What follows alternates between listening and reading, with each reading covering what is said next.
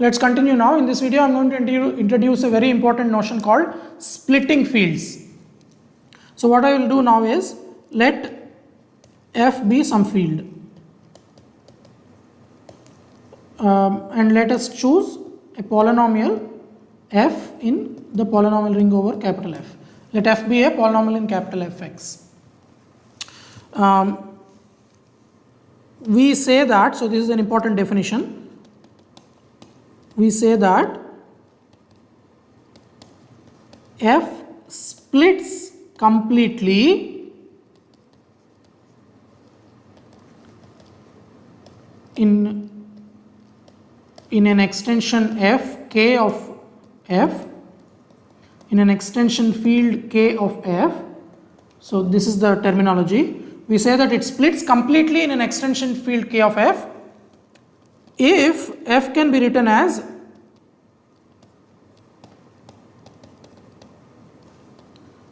a product of linear or degree 1 polynomials in the polynomial ring over the bigger field. Linear means degree 1. Linear polynomials means degree 1 polynomials. Okay, so we say that it splits completely, that means all the way up to degree 1. So for example, x squared plus 1, which is a polynomial in rational numbers, does not, or let's say splits completely in C, right? Because x squared plus 1 can be written as x plus I times x minus I, where I is in C. It also splits completely, or rather I will write over C, over, so I should just slightly modify this, splits completely over an extension field capital K. If that happens, splits completely over Q adjoint I also, because we don't need all of complex numbers, right, for this splitting, we just need I. On the other hand, it does not split completely over Q, because it's not a product of linear polynomials over Q, it is irreducible and you can't factor it into linear polynomials. It does not even split completely over R also, right? So the base field is extremely important. It is over the base field that splitting completely or not makes sense. On the other hand, x squared minus 1, which is a rational polynomial, splits completely over Q itself, right? Because x squared minus 1 is x plus 1 times x minus 1, right? And this is actually a splitting in the polynomial ring over Q. Here this is the splitting over the polynomial ring over Qi. Okay, so splitting completely means splitting as a product of linear factors. In other words, what we are saying is that f has all the roots in that field.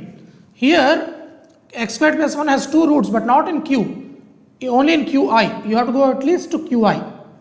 So it is a field. We say that a polynomial splits over some field if it has all the roots there. We have to be careful about what all the roots means. What we really mean is that it's written as a product of linear polynomials.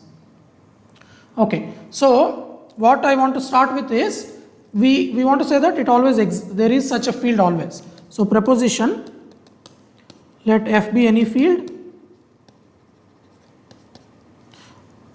Yeah, so actually before I write the proposition, let me do the main case of this as a separate remark. So let's say f is a field and let fx be in capital Fx is an irreducible polynomial. It is irreducible of positive degree. So degree f is positive. Then f is a maximal ideal in Fx. right? This is something that we have seen many times before. If you have the polynomial ring over one variable or a field, the ideal generated by a irreducible polynomial is a maximal ideal. So let K be the field fx modulo f. Then what we want to say is that this is a very simple point, but it's an extremely important point. Then K is a field extension of f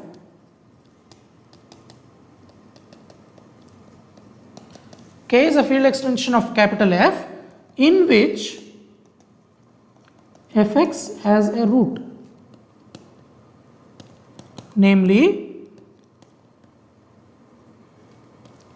x bar.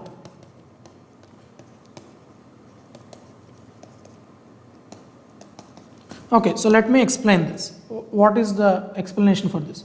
So the reason, so this might not look like a field extension a priori, but it is in fact a field extension. That is because, remember, f always sits inside fx, right? So there is an injective map from f to fx. And now what we are doing is fx mod the polynomial, the ideal generated by the polynomial f, and that's k. This of course is not injective,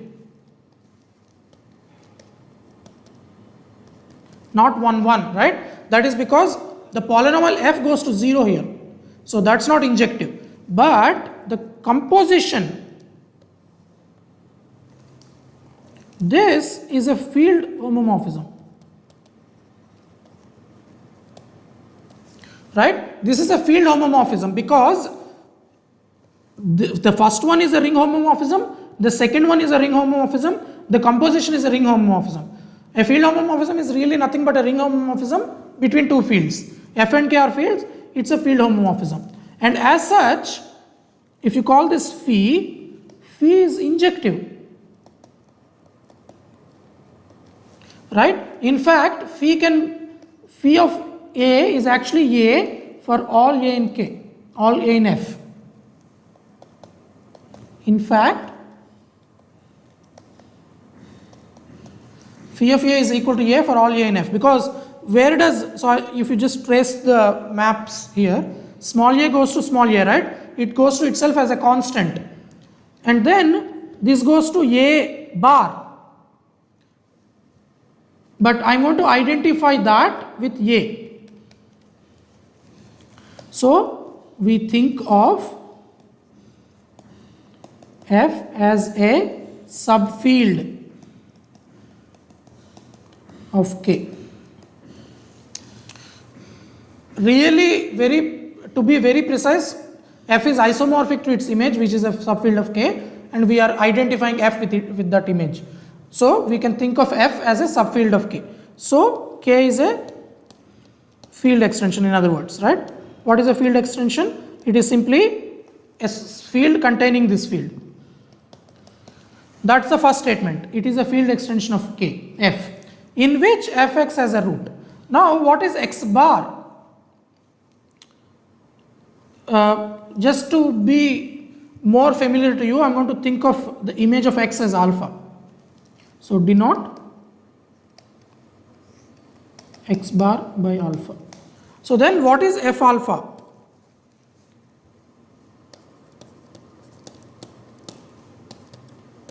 What is f alpha? F alpha I claim is 0 because f alpha is equal to f of x bar, but then this is same as f of x whole bar, because the map here sends, the second map takes a polynomial and sends it to its residue, which is simply replacing x by x bar, but fx bar is 0. Okay, so this is extremely important. This is a very important observation.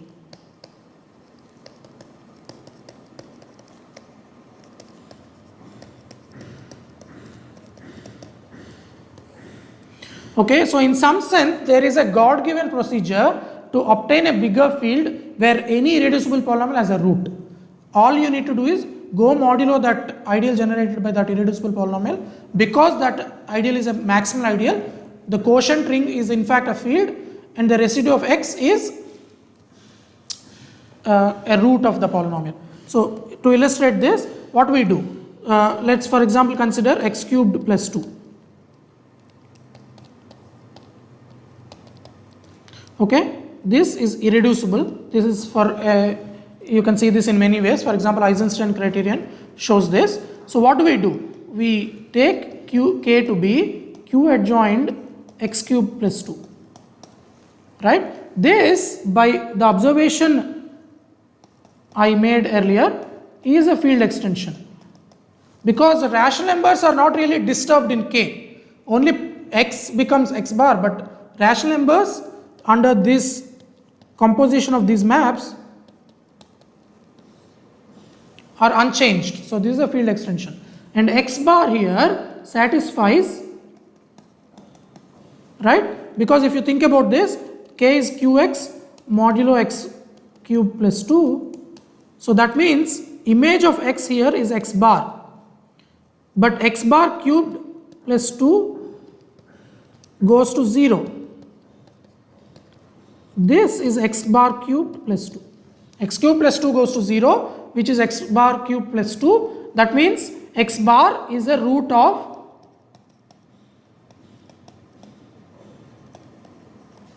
f, which was the polynomial I started with. It's a root of f. F is x cubed plus 2, so x bar is a root of f. So then we forget all this and think of x bar as alpha, and we say that is a root of f in an extension field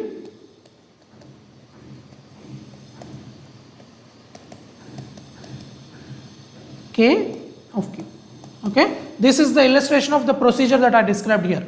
So the upshot is, for every irreducible polynomial there is a natural field extension in which the irreducible polynomial we started with has roots. Now this process can be generalized to show that there is always a large enough field where every polynomial has all the roots. More precisely, every polynomial splits completely. So now let me write the proposition that I was writing earlier. The proposition says, let f be a field and let small f be a polynomial over capital F, and I'm no longer assuming it's irreducible. Then there exists a field extension k of capital F such that small f splits completely over k. Remember, I defined the notion of splitting completely over an extension field. That means the polynomial splits or is written as a product of linear polynomials. The remark above this proposition showed that for every irreducible polynomial there is an extension field where the irreducible polynomial has a root. Now I am saying that for every polynomial you can construct a large enough field where the polynomial splits completely. The idea is that we are going to induct on the degree of f,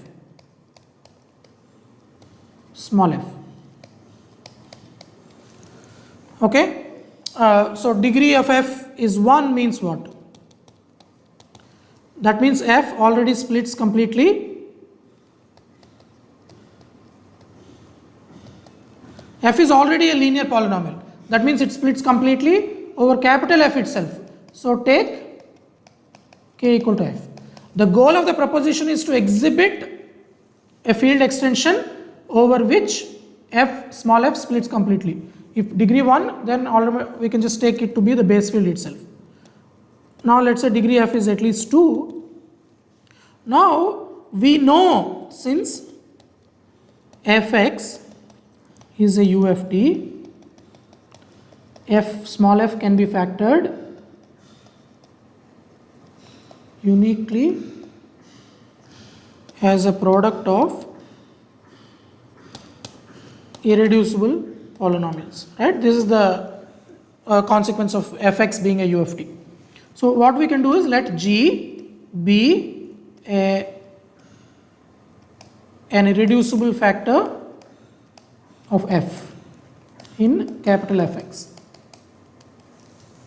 Let it be an irreducible factor of f in capital Fx. So now by the process described above,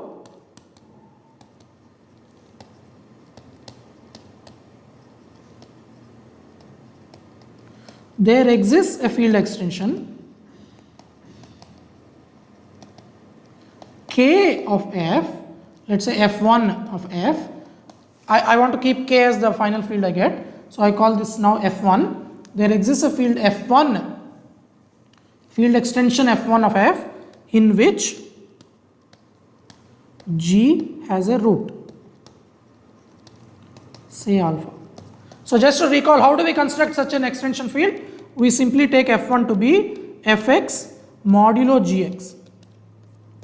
It's an extension field of f and x bar is a root of g. Because g is a irreducible polynomial, f1 is a field. So alpha is a root of f also. Right? This is clear because f of alpha is g of alpha times h of alpha. Right? G is a factor of f. So that means f is gh. So f alpha is g alpha times h alpha, which is 0 because g alpha is 0. So now we can write,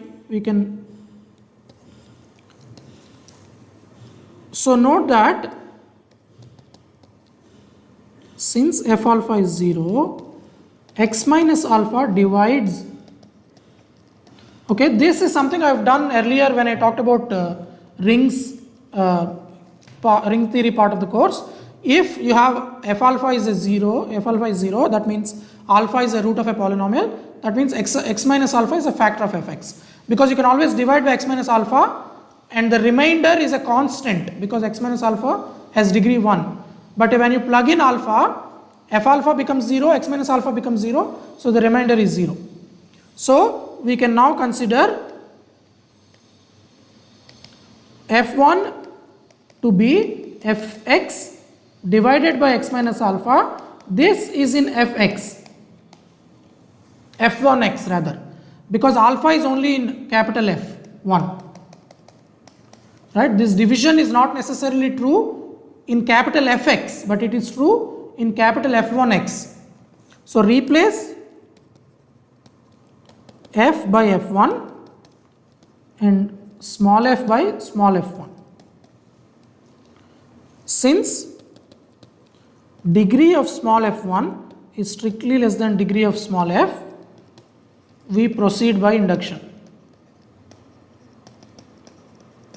Remember, we are inducting on the degree. So that means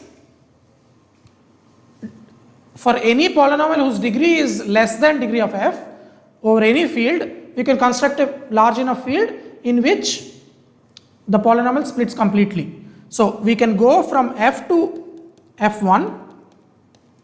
Here we have f, here you have f equals x minus alpha times f1, and finally we get from, this is induction step, f1 splits completely. So f1 splits completely in over capital F, capital K rather. This means f splits completely over capital K, right? Because what is f? F is just x minus alpha times f1. So the additional term in f is already linear. So if f1 is a product of linear polynomials over capital K, so is small f. So f is also going to split completely over capital K. So that means we have constructed a larger field over which you have the polynomial splitting completely. Okay, this is a very useful construction for us. This tells us that a given polynomial may not have roots over a base field. Lots of polynomials don't have roots in Q, but you can always construct a bigger field where the polynomial will have roots. Not only will it have roots, but it will split completely as a product of linear polynomials. So now let me define this very important notion, and this is the point of this video. Let capital F be a field and let small f be a polynomial over capital F. A splitting field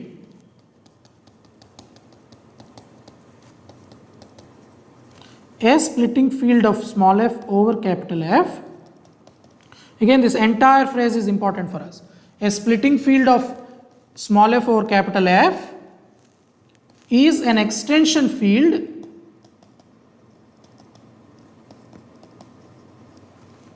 K of F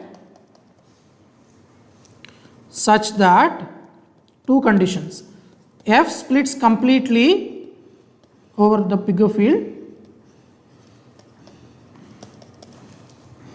over capital K.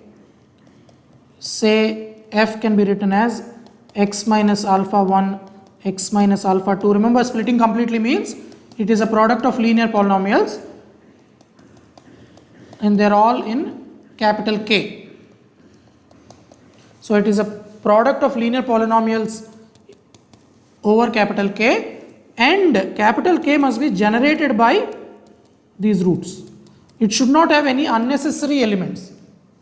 Okay, so it is exactly the splitting field.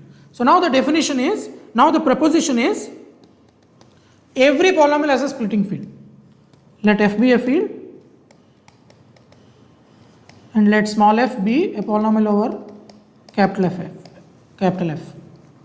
Then small f has a splitting field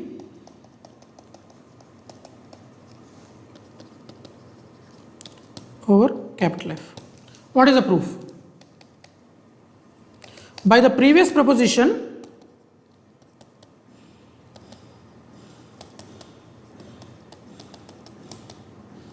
there exists a field extension K of F over which F splits completely. Right, so this is the first condition for the splitting field. Small f should split completely over the bigger field. But there is also the second condition. So now in the previous proposition we didn't take care of the second condition. Now we are going to do that. So say small f is, it splits completely, right?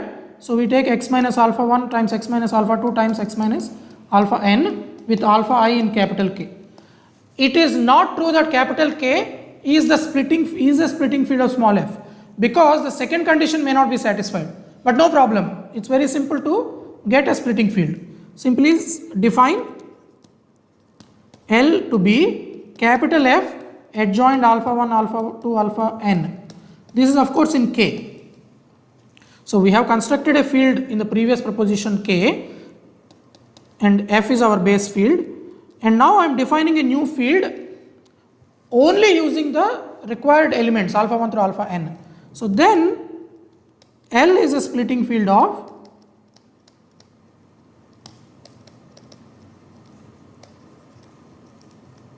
small f over capital F.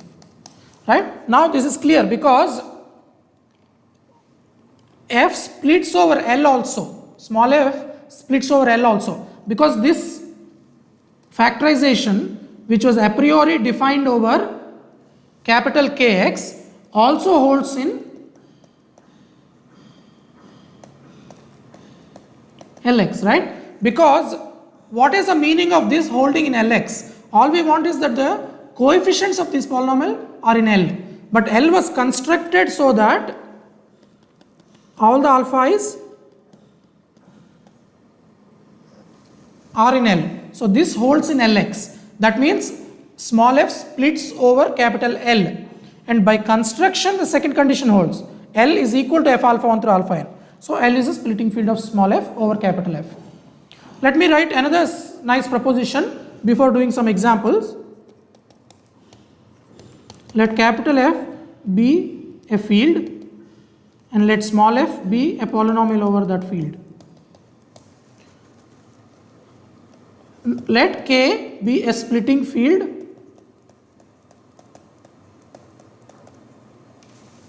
of small f over capital F. A quick remark here which I will not write and I will not use this much, but splitting field is essentially unique.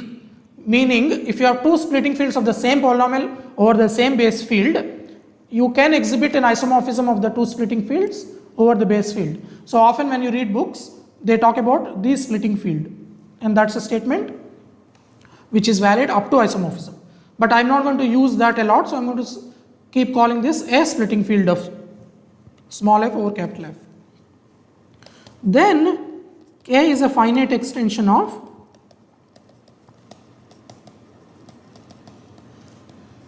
capital F. So splitting fields are automatically finite extensions. So this is very simple, because by definition K is F alpha 1 alpha 2 alpha n, right? So this sits inside a tower like this. So this is generated by alpha n over this. This is generated by alpha n minus 1 over this, and all the way up to F alpha 1, let's say alpha 2 alpha 3, to F alpha 1 alpha 2, to F alpha 1 to F. So I have broken up this into a series of field extensions where each one is generated by a single thing. So this is generated by alpha n, this is generated by alpha n minus 1, the next one is generated by alpha n minus 2, this is generated by alpha 3, this is generated by alpha 2, this is generated by alpha 1. But now, by what we did in a previous video, if you have an algebraic element and you have an extension generated by this is finite, right? This is finite. Similarly, this is finite, this is finite. Everything in this tower is finite, right? So everything is finite, the entire thing, in other words, because of the multiplicative property of degree of field extensions, K over F, the degree will be product of this times this times this times this times this. So this is finite. So that's the proof, okay? So I have done this pictorially, but I hope it's clear. If you have a splitting field, it's automatically a finite extension. Let me now do a few examples to end the video, and we will continue from the next video. So just I will do 3 examples. What is the splitting field of? So the question is to find splitting fields. So I'll give 3 examples. Find splitting fields. So let's take capital F to be Q and small f. In all examples actually F is Q, so I'll change the polynomial only. So x cubed minus 2. What is the splitting field here? So here K can be taken as Q adjoined cube root of 2 and omega. This is something that came up before. There are 3 roots here. Actually it can be written as, it has to be written as, because these are the 3 roots and this polynomial does split completely over this, right? Because it is x minus cube root of 2 times x minus omega cube root of 2 times x minus omega squared cube root of 2. But it's not necessary to list all 3 elements here, because if cube root of 2 and omega cube root of 2 are there in this field, their ratio is going to be there. That means omega is there. But once omega is there and cube root of 2 is there, omega cube root of 2 is there, omega squared cube root of 2 is there. So this is sort of a minimal generating set. So I can describe this as the splitting field. And what is its degree? So let me not, okay, so I will postpone that degree calculation to later. Let me do one more example. X power 4 minus 1. What is the splitting field? Here what are the roots? Let's say in C. So we have to see, for Q there is a God given field over which all polynomials have roots. That is related to the fact that C is algebraically closed, which I will formally mention in a later video. So what are the roots in C? They are 1, minus 1, I, minus I. So the splitting field is simply given by Q adjoined 1, minus 1, I, minus I, because you have to add all the roots. But of course it's not necessary to add 1 minus 1 that are already in Q. That is silly to write like that. And in fact, you also don't need to write minus I, because minus I is already there if once I is there. So this is the splitting field. You adjoin one of them, that's enough. In the first example, you have to adjoin two elements to Q to get a splitting field. Here you have to adjoin only one. Final example for this video, x power 4 plus 1. So note that roots here are roots of x power 4 plus 1 are 8th roots of 1. Because remember, if alpha power 4 plus 1 equal to 0, that means alpha power 4 equal to minus 1. That means alpha power 8 is equal to 1. So alpha power 8 is 1, and alpha power, all the roots must satisfy this condition. But some root cannot be a fourth root of unity. There must be a primitive 8th root of unity, which is a root of this. So a root of x power 4 plus 1 is a primitive 8th root of 1. So for example, we can take this to be e power 2 pi I by 8, which is e power pi I by 4, which is cosine pi by 4 plus I sine pi by 4. So this is 1 plus I root 2, right? So this is a root of 1 plus I by root 2 is a root of x power 4 plus 1. What is another root? I is also a root.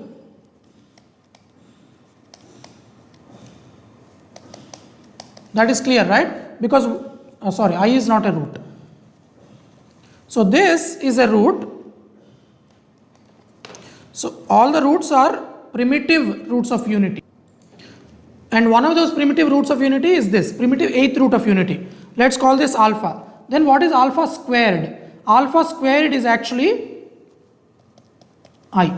Because you can check that by multiplying this, because alpha squared is 1 plus I whole squared by 2. This is 1 plus I squared plus 2I by 2. So this will cancel and you get I. Okay. Also it follows from the fact that e power 2 pi I by 8 whole squared is e power 4 pi I by 8, which is e power pi I by 2. So which is I. So alpha squared is in K. Whatever is our potential splitting field contains I, and it contains I plus 1 plus I over root 2. So 1 plus I by root 2 is there, I is in there. That means 1 plus I is also there, right? Because say K certainly contains Q. So we are looking at extensions of Q. 1 is there, I is there, 1 plus I is there. That means the ratio of these two is there. Root 2 is there. So what I want to say is that K is in fact equal to, so certainly these two together imply that K contains Q adjoint I comma root 2, right? But in fact K is equal to Q adjoint, right? That is because 1 plus I by root 2 is already in Q adjoined I comma root 2. This means all 8th roots of unity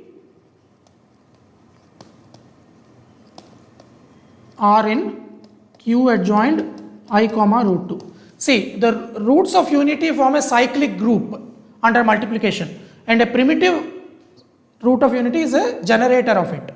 So once one of those things generators is there, its powers will be there. That means all other roots are also there. So once all roots are there, all 8th roots of unity are there, that means all roots of x power 4 plus 2 are also in q adjoint I comma root 2. Okay, so that means q adjoint I comma root 2 is a splitting field of